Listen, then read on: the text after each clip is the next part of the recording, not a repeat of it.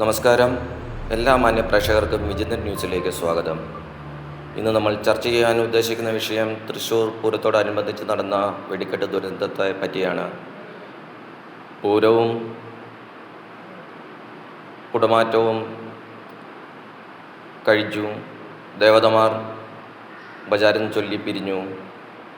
എന്നിരുന്നാലും ഈ പൂരം വെടിക്കെട്ട് നടത്തുവാൻ വേണ്ടി അഹോരാത്രം കഷ്ടപ്പെട്ട കുറച്ച് ജീവനുകൾ ഇന്ന് ഈ ഭൂമിയിലില്ല. അവരെ പറ്റിയും അവരുടെ കുടുംബത്തെ പറ്റിയും ഉള്ള ഒരു ചർച്ചയാണ് ഞങ്ങൾ ഉദ്ദേശിക്കുന്നത്. ഇതിൽ സംഭവിച്ച സുരക്ഷാ വീഴ്ചകളെക്കുറിച്ചും നമുക്ക് വിചിന്തനം ചെയ്യാം. ഈ ഒരു ദുരന്തം ഉണ്ടാകുവാനുള്ള കാരണം ഇതൊരു മാൻമെയ്ഡ് ഡിസാസ്റ്റർ എന്ന് തന്നെ നമുക്ക് പറയേണ്ടി വരും. കാരണം പൂരം നടക്കുന്ന സ്ഥലത്ത് പോകാൻ മാത്രമാണ് നമുക്ക് അധികാരമുള്ളൂ. വെടിക്കെട്ട് നിർമ്മാണശാലയിൽ അല്ലെങ്കിൽ കരിമരുന്ന് നിർമ്മാണശാലയിൽ പോകാൻ ഒരു ആളുകൾക്ക്, അത് മാധ്യമ പ്രവർത്തകർക്ക് പോലും അധികാരവും അവകാശവും ഇല്ല. പിന്നെ എങ്ങനെ ഈ മാധ്യമ പ്രവർത്തകർ അവിടെ എത്തി, അവിടെ ജനങ്ങളെത്തി? ഈ സുരക്ഷാ വീഴ്ചയാണ് വിജിതൻ ചൂണ്ടിക്കാണിക്കുന്നത്. പൂരം തൃശ്ശൂരുകാരുടെ ഒരു ആത്മാഭിമാനവും ആവേശവുമാണ്.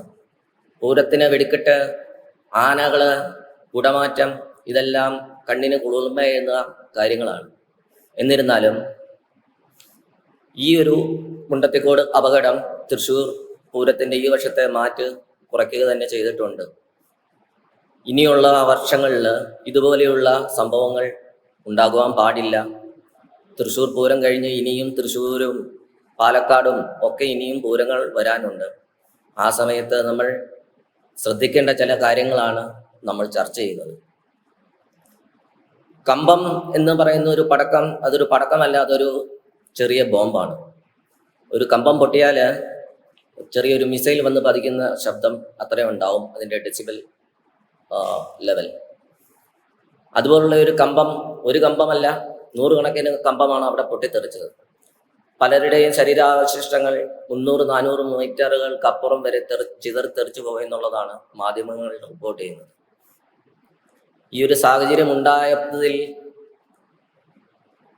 നഷ്ടപ്പെട്ടവരുടെ കുടുംബത്തിനാണെങ്കിൽ ഈ ഒരു സാഹചര്യം ഉണ്ടാക്കിയത് ഇവിടുത്തെ ഭരണകൂടവും ഇതിൻ്റെ സുരക്ഷാ ചുമതല ഉണ്ടായിരുന്ന ആളുകളും ദേവസ്വം ബോർഡിലെ ആളുകളും സംഘാടകരുമാണ്. ഇവർ ഈ ചോദ്യത്തിന് ഉത്തരം നൽകിയേ മതിയാവും. സർക്കാർ പ്രഖ്യാപിച്ച 2 ലക്ഷം രൂപ കൊണ്ട് ഒരു കുടുംബത്തിൻ്റെ അന്നം പൊറ്റിയിരുന്ന ആളുകൾക്ക് ഇനി 2 ലക്ഷം രൂപ കൊണ്ട് മുൻപോട്ട് എങ്ങനെ ജീവിക്കാൻ സാധിക്കും? നഷ്ടപ്പെട്ടു പോയ കുടുംബത്തിലെ ആളുകൾക്ക് ഒന്നുകിൽ ഒരു ഗവൺമെൻറ് ജോലി നൽകുക, അതല്ല എന്നുണ്ടെങ്കിൽ ക്ഷേത്ര ഭരണസമിതികൾ ചേർന്ന് ആ കുടുംബങ്ങളെ പുനരധിവസിപ്പിക്കുക. ഇതാണ് ഈ ഒരു കാര്യത്തിൽ നമുക്ക് ചെയ്യാൻ പറ്റുന്ന ഏറ്റവും നല്ല കാര്യം. കമ്പം എന്ന് പറയുന്നത് ഒരു വലിയൊരു ചെറിയ ബോംബ് തന്നെയാണ്. ഇത് പൊട്ടിക്കഴിയുമ്പോൾ ആകാശത്തൊരു 10 മിനിറ്റോളം പുക മാത്രമേ ഉണ്ടാവുകയുള്ളൂ. അതിനുശേഷം പുറകെ പോകുന്ന ചെറിയ ചെറിയ പടക്കങ്ങൾ, വർണ്ണപ്പടക്കങ്ങൾ, അതിൻ്റെ ശബ്ദം മാത്രമേ നമുക്ക് കേൾക്കാൻ സാധിക്കുകയുള്ളൂ. കാരണം ഈ പുക മൂലം നമുക്കതിൻ്റെ വർണ്ണവിസ്മയം കാണുവാൻ സാധിക്കുകയില്ല. അതുകൊണ്ട് കമ്പത്തിൻ്റെ ആവശ്യമില്ല. നമുക്കറിയാം, വിദേശ രാജ്യങ്ങളിൽ, ദുബായ് ഉൾപ്പെടെയുള്ള രാജ്യങ്ങളിൽ, ബുർജ് ഖലീഫയിൽ പല രാജ്യങ്ങളുടെയും സ്വാതന്ത്ര്യത്തിൻ്റെ ദിനങ്ങളിൽ ബുർജ് ഖലീഫ അവരുടെ രാജ്യത്തിൻ്റെ പതാകയുടെ വർണ്ണത്തിൽ തന്നെ ബുർജ് ഖലീഫയെ അണിയിച്ചൊരുക്കുന്നുണ്ട്. അങ്ങനെ അണിയിച്ചൊരുക്കി ആ ബുർജ് ഖലീഫയിൽ നടക്കുന്ന ഈ വർണ്ണവിസ്മയങ്ങൾ കരിമരുന്നല്ല, അത് ഇലക്ട്രിഫൈഡ് ആണ്.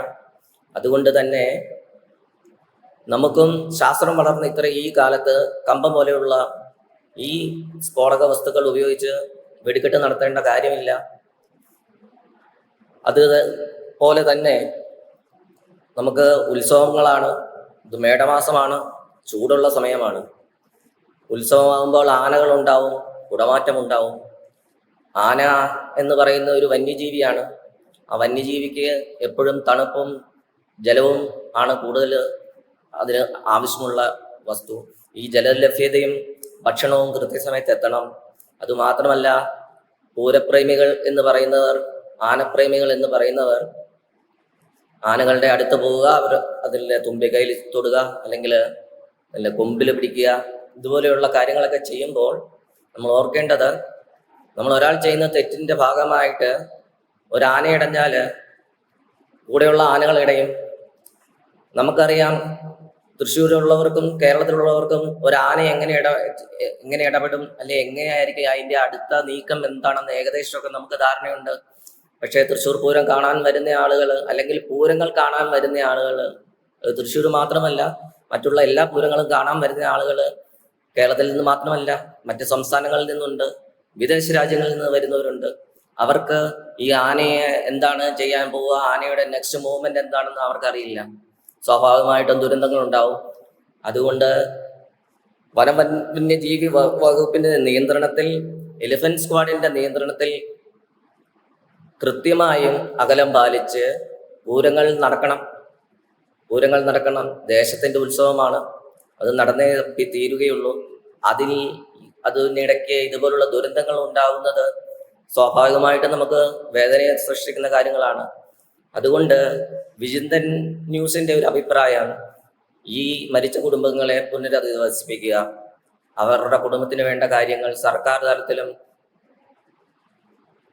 ദേവസ്വം വകുപ്പിന്റെ വിഭാഗത്തിലും നിന്ന് അവരെ സപ്പോർട്ട് ചെയ്യുക, സഹായിക്കുക. അതല്ലാതെ നമുക്ക് മരിച്ചവരെ തിരിച്ചു കൊണ്ടുവരാൻ സാധിക്കുകയില്ല. അതുകൊണ്ട് തന്നെ ആ കുടുംബങ്ങളുടെ സംരക്ഷണം ഏറ്റെടുക്കുക എന്നുള്ളതാണ് വിചിന്തന്റെ അഭിപ്രായം.